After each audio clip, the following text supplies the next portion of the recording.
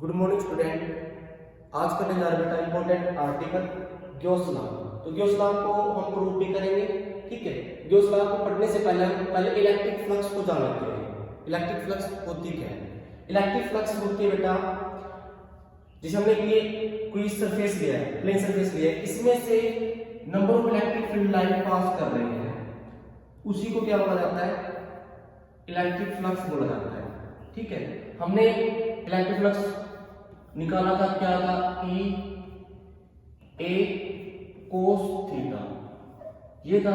ई क्या था? यहाँ पर इलेक्ट्रिक फील्ड था। ए क्या था? यहाँ पर एरिया, और कोस थीटा इनके बीच में एंगल था, ठीक है। ये टोटल फ्लक्स था, ठीक है।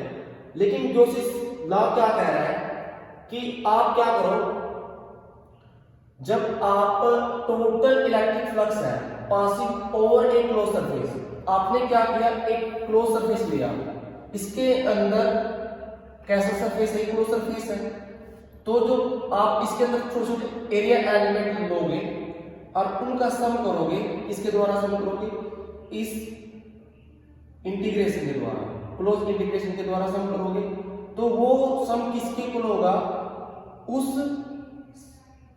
सरफेस के अंदर total charge per unit epsilon के बराबर होगा। ये बात इसने कही है ग्योसिस लॉ के अंदर। यही डेफिनेशन में कह रहा है कि total electric flux passing over a, यानी total electric flux passing over a close surface in a vacuum is, किसके इक्वल है? 1/एप्सिलॉन time of the total charge inside the surface. वही बात फिर कह रहा है कि हमने एक क्लोज सरफेस लिया, उसके अंदर जो एरिया एलिमेंट है, छोटे छोटे एरिया एलिमेंट है, ये हमने जो छोटे छोटे क्या के अंदर इलेक्ट्रिक फ्लक्स है, उनका सम किसके इक्वल है? उसके अंदर total charge per unit epsilon के इक्वल है। ये बात कह रहा है। तो हम ग्योसिस लॉ को प्रूव करने जा रहे हैं। सपोज करो हमने एक स्फीयर लिया है बेटा, स्फीयर के सेंटर पे हमने चार्ज क्या लिया है? क्या चार्ज लिया है, ठीक है। और हम इस r डिस्टेंस पे हम क्या निकालेंगे? इलेक्ट्रिक फील्ड निकालेंगे, ठीक है।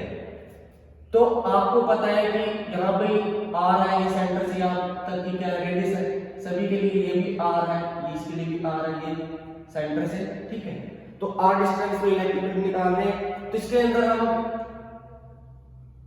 यहाँ पर क्या लेते हैं? एक एरिया एलिमेंट ले लेते हैं, ds ले लेते हैं। ds क्या है? एरिया एलिमेंट है, ठीक है। और जो एरिया एलिमेंट की डायरेक्शन होगी वो इस डायरेक्शन में होगी, ठीक है। और आपको पता है जो पॉजिटिव चार्ज के कारण यहां पर जो इलेक्ट्रिक फील्ड की डायरेक्शन है वो भी इसी डायरेक्शन में है, इलेक्ट्रिक फील्ड की डायरेक्शन भी इसी डायरेक्शन में आएगी। यानी एरिया वेक्टर और इलेक्ट्रिक फील्ड के आपकी डायरेक्शन के बीच में जो एंगल है वो क्या है? आपका 0 है। ये बात कह सकते हो, ठीक है। अब हमने बताया जब आप इलेक्ट्रिक फील्ड यहां पर कितना होगा?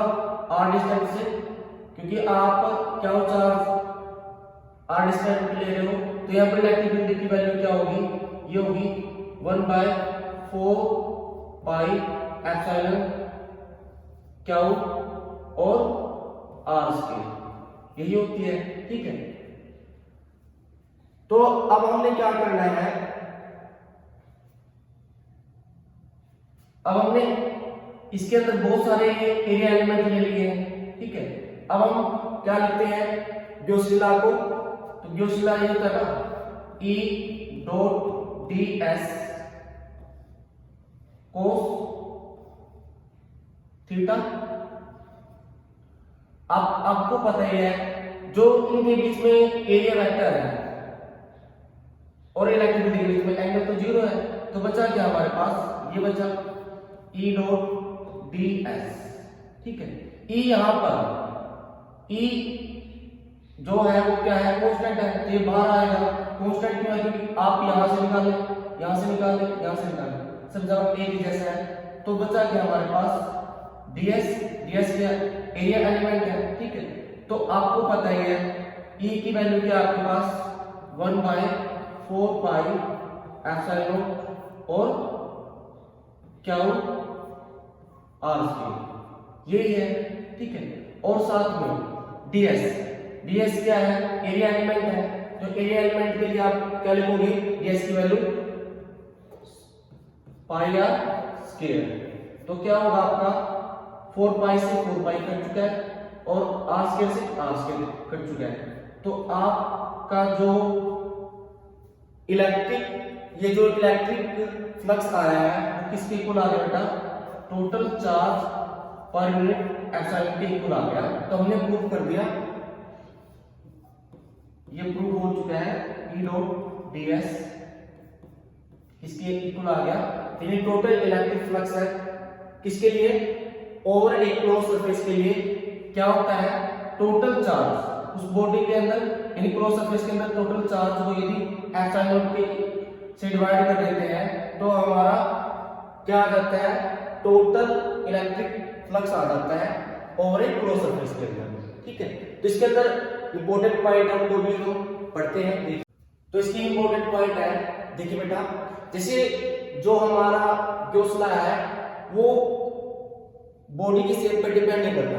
सपोज करो हमारे पास ये बॉडी है, ये बॉडी है, ये बॉडी है, इसके अंदर क्या है, चार्ज इक्वल है। चार्ज इक्वल रहेंगे तो इनका जो फ्लक्स है, इलेक्ट्रिक फ्लक्स है, ठीक है, नेट इलेक्ट्रिक फ्लक्स है, सेम रहेगा। यानी इसमें भी सेम है, इसमें भी सेम है, इसमें भी सेम है।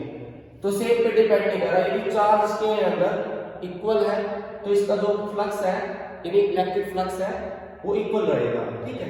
इसी तरह जैसे हम सेकंड केस में देखेंगे, ये हमने एक क्लोज सरफेस लिया है, इस क्लोज सरफेस से बाहर ये चार्ज क्या हो रहा है, क्या Q5 है।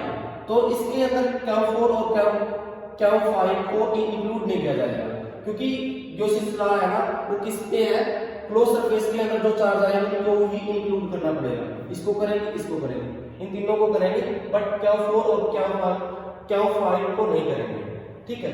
थर्ड के अंदर देखिए, थर्ड के अंदर जैसे हमने सपोज करो एक क्यूब लिया है, ठीक है, इस क्यूब के अंदर हमने चार्ज लिया है, ठीक है, और यहां से इलेक्ट्रिक फ्लक्स लाइन जा रही है, ठीक है। तो यदि हम एक सरफेस के लिए निकालना चाहते हैं, ठीक है, हो सकता है किसी बॉडी के अंदर n नंबर ऑफ फेसेस हो, यदि एक फेस के लिए निकालना चाहते हो तो क्या होगा, जो हमारा डायरेक्ट फ्लक्स है उसको हम n से डिवाइड कर देंगे। तो हमारा एक सरफेस से जो इलेक्ट्रिक फ्लक्स है, ठीक है, जितना भी जा रहा है वो निकल आएगा, ठीक है। आई बस समझे। तो हम इसको ऐसे लिख सकते हैं, तो क्या होगा, की वैल्यू क्या है 1/n ऐसे लिख लिया, और इसकी वैल्यू लिख रहा हूं ये, जिसे हमने क्यूब के केस में देखा है, ठीक है। हम इसको क्यूब के लिए निकालना चाहते हैं तो क्यूब के अंदर आप ऐसे ही कर सकते हैं, ठीक है। जिसे हमने निकालना चाहते हैं तो क्या करेंगे, Q/एप्सिलॉन नॉट को 6 से डिवाइड कर देंगे, तो हमारा एक सरफेस के लिए आ जाएगा। एक फेस के अंदर कितने, क्योंकि ट्यूब के अंदर कितने फेस होते हैं, 6 फेस होते हैं। यदि आप एक का निकालना चाहते हो तो ये पूरे को, जो पूरा इलेक्ट्रिक फ्लक्स है उसको आप किससे कर दो, 6 से डिवाइड कर दो, तो हमारा एक सरफेस के अंदर कितना इलेक्ट्रिक फ्लक्स जा रहा है वो निकल आएगा। आशा करता हूं आपको वीडियो पसंद आएगी।